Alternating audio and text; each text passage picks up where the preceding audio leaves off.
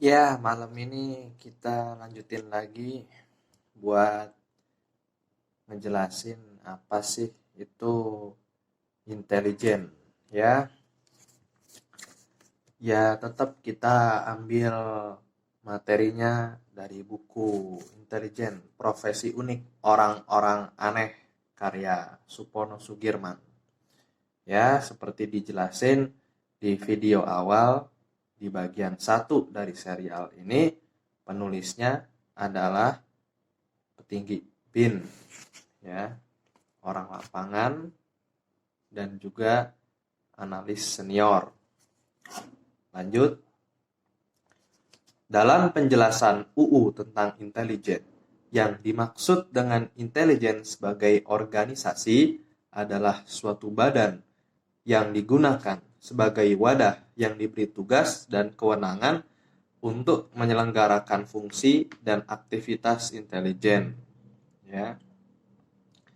Sebagaimana layaknya sebuah organisasi yang memiliki unsur-unsur manusia, kelompok, tujuan, pemimpin, dan lain-lain, maka intelijen juga mengandung makna sekumpulan orang-orang dalam sebuah struktur yang memiliki pimpinan dan tujuan. Karena intelijen memiliki karakteristik khusus yang berbeda dengan organisasi lainnya, intelijen memiliki sifat ketertutupan, ya. Intelijen itu bersifat tertutup, memiliki sifat tertutup, walaupun ada juga yang terbuka, walaupun yang terbuka dalam tanda kutip. Sekumpulan orang-orang dalam sebuah struktur yang memiliki pimpinan dan tujuan tersebut dalam banyak hal juga bersifat tertutup. Selain itu, sebagaimana layaknya sebuah profesi yang memiliki etika profesi dalam melaksanakan aktivitasnya, maka organisasi intelijen tentu juga memiliki etika profesi. Sesuai dengan karakteristiknya yang bersifat tertutup, maka tidak perlu heran bila organisasi intelijen sejauh mungkin berusaha menutup diri. Bahkan di beberapa negara, organisasi intelijen tidak menggunakan nama intelijen.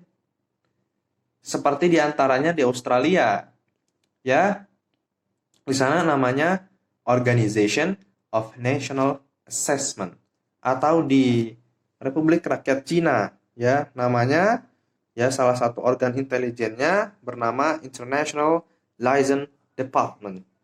Meskipun intelijen militernya tetap menggunakan terminologi intelijen, yakni Military Intelligence Department. Sementara itu, negara-negara besar seperti Amerika Serikat, Inggris, tetap menggunakan identitas intelijen. Untuk organisasi intelijennya, sebut saja di Amerika Serikat ada CIA, ya, Central of Intelligence Agency untuk urusan luar negeri, dan FBI untuk urusan dalam negeri. FBI itu kepanjangannya Federal Bureau Institution, ya. Seingat gue sih gitu. Oke, dan masih ada sekitar 17 organisasi intelijen lainnya yang dikoordinasikan oleh Office of the Director of Central Intelligence. Sedangkan di Inggris ada MI6, ya. MI6 itu untuk tugas intelijen luar negeri, dan MI5 untuk urusan kontrasubversi dalam negeri. Belum lagi Uni Soviet yang telah mereformasi organisasi intelijen yang lama, yakni KGB, ya, menjadi FCS, GRU, menjadi, ya, nama lain di sini nggak disebut. Nah, di Indonesia, organisasi intelijen yang lahirnya berbarengan dengan awal lahirnya Republik Indonesia senantiasa menggunakan label intelijen, dengan asumsi bahwa yang harus tertutup adalah kegiatannya, bukan organisasinya. Meskipun demikian, sesuai dengan karakteristiknya yang tertutup, organisasi intelijen di Indonesia juga tidak seluruhnya terbuka. Setidaknya semakin ke bawah, strukturnya semakin tertutup. Terlebih lagi ketika menyangkut jaringan. Dari data yang ada, tidak ada satu negara pun di dunia yang tidak memiliki organisasi intelijen. Ya, karena keberadaan intelijen memang diperlukan untuk mendukung dan mengamankan pencapaian tujuan negara yang bersangkutan. Bahkan tampaknya bukan hanya negara yang memiliki organ intelijen, organisasi-organisasi perjuangan yang bersifat non-negara pun diduga kuat juga banyak yang memiliki organ intelijen. Ya, sebenarnya bukan rahasia itu mah udah biasa, apalagi untuk perusahaan-perusahaan multinasional, perusahaan besar, mereka biasanya punya unit intelijen bisnisnya sendiri untuk ngebaca gerak-gerik pesaing atau untuk ngebaca kemauan pasar. Makanya orang-orang yang punya kemampuan di bidang sosiologi, antropologi, psikologi, ya intelijen, analisis data, itu bakal kepake di perusahaan-perusahaan besar, ya di perusahaan kecil juga untuk ngebantu ngembangin perusahaan itu, bisnis itu gitu. Dari uraian tersebut dapat disimpulkan bahwa pengertian intelijen sebagai organisasi adalah struktur formal dalam sebuah negara sebagai wadah sejumlah sumber daya manusia yang memiliki keahlian dan keterampilan khusus, ya, kemampuan khusus dengan karakteristik khusus yang secara umum bersifat tertutup, bertujuan untuk mengamankan kepentingan nasional. Intelijen sebagai pengetahuan, ya, ini lanjut. Sebagaimana penjelasan UU, intelijen ya sebagai pengetahuan adalah informasi yang sudah diolah sebagai bahan perumusan kebijakan dan pengambilan keputusan.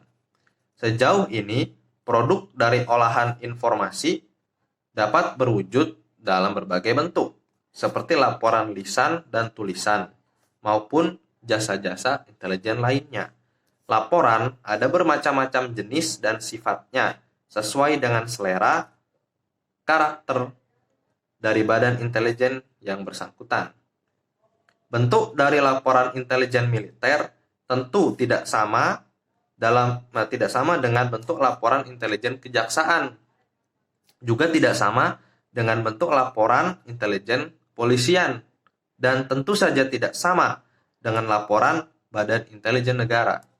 Bahkan boleh jadi bentuk laporan sebagai hasil pengolahan informasi tersebut berbeda antara unit yang satu dengan unit yang lain, atau antara periode yang satu dengan periode yang lain.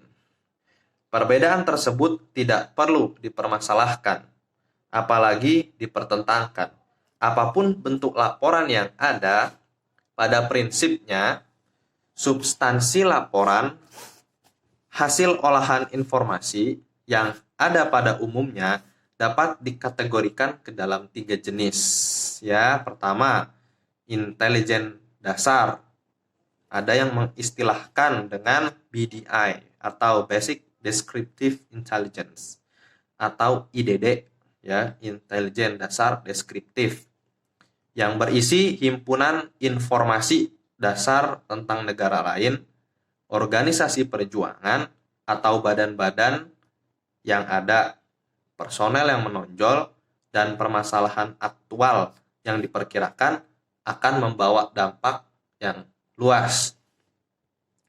Model laporan jenis ini juga bervariasi, terutama segi kesimpulannya, antara lain A. Ditutup dengan semacam kesimpulan atau catatan atau apapun namanya, yang isinya menggambarkan segi-segi kekuatan dan kelemahan negara atau organisasi serta orang-orang yang bersangkutan, serta kemungkinan niat dan cara bertindak. B. Diakhiri dengan menggarisbawahi data-data penting. Ya, bisa berupa data keras atau data halus. C. Diakhiri dengan apa yang disebut spot intelligence, bila itu menyangkut intelijen dasar tentang permasalahan. Dan D. Diakhiri dengan gambaran situasi yang diperkirakan akan berkembang, ya, atau forecasting.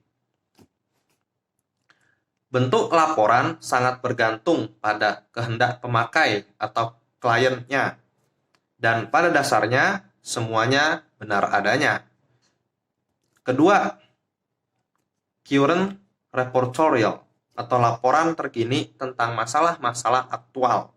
Bentuk dan jenis laporan ini juga bermacam-macam, dan tentu saja banyak bergantung dari kebutuhan dan gaya yang dikehendaki institusi yang bersangkutan atau pemakai, yakni para atasan yang jadi kliennya.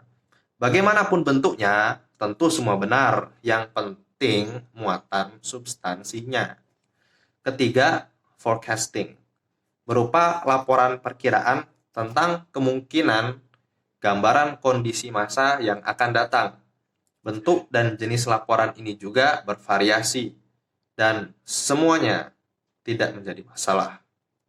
Dalam perkembangannya dewasa ini, intelijen sudah bukan hanya sekedar pengetahuan, tetapi sudah berkembang menjadi ilmu pengetahuan atau science, sehingga sudah dapat dipelajari oleh siapapun yang bukan aparat intelijen. Selama ini, metode, teknik, taktik, dan strategi intelijen hanya terbatas diajarkan kepada aparat intelijen melalui badan-badan pendidikan dan latihan atau unit pengembangan sumber daya manusia yang dimiliki oleh masing-masing institusi intelijen. Namun, dalam perkembangannya, ternyata cara-cara tersebut dirasakan sudah tidak lagi mampu memenuhi kebutuhan sumber daya manusia, ya, di bidang intelijen yang semakin tinggi, baik kualitas maupun kuantitasnya. Sementara dari hasil penelaahan, ternyata intelijen memiliki syarat yang cukup untuk dikategorikan sebagai ilmu pengetahuan. Apakah dari aspek ontologi, aspek epistemologi, maupun dari aspek aksiologinya.